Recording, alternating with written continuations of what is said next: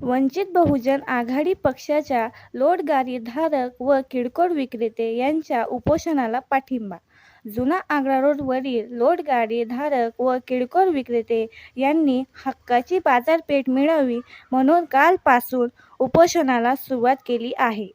आज रोजी वंचित बहुजन आघाडी पक्षाच्या वतीने जाहीर पाठिंबा देण्यात आला. पक्षाच्या पदाधिकाऱ्यांनी सांगितले की मानवतेसाठी काम केलं अशा सर्व महापुरुषांना अभिवादन करतो. बंधूंनो आणि भगिनींनो,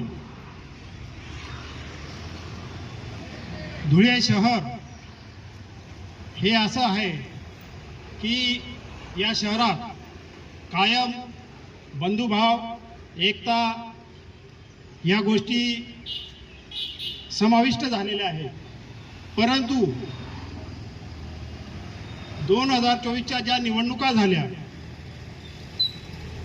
त्यानंतर धुळे शहरात भाजपचे आमदार निवडून आले आणि पूर्वी देखील आग्रा रोडवर किरकोळ भाजी विक्रेते असतील किंवा इतर लोटगाडी धारक असतील, यांना मोठ्या प्रमाणात किंवा अल्पसं का होईना त्यांना हा रोजगार उपलब्ध होता. परंतु जर शहरात प्रत्येकाला रोजी रोटी काम मिळायला पाहिजे, ही जबाबदारी लोकप्रतिनिधीची असते, ही जबाबदारी आमदाराची असते.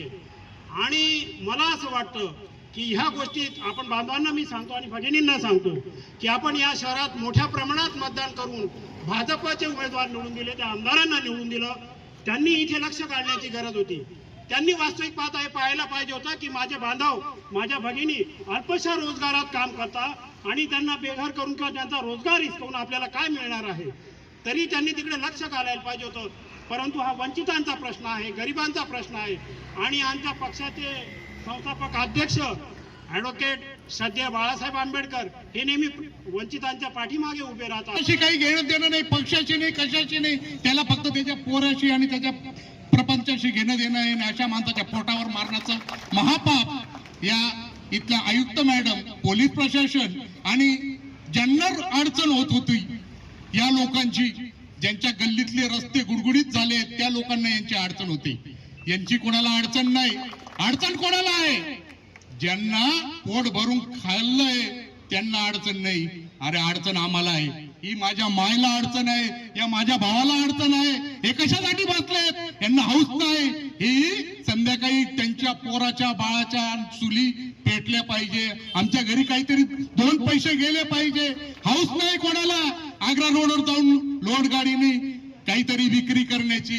कारण की आमचं पोट आम्हाला सांगतं म्हणून आम्ही तिथं जातो. आम्हाला हौस नाही तुमच्या दारात येऊन तुम्हाला भाऊ दादा करून आम्हाला पोट भरू द्या असं सांगायची.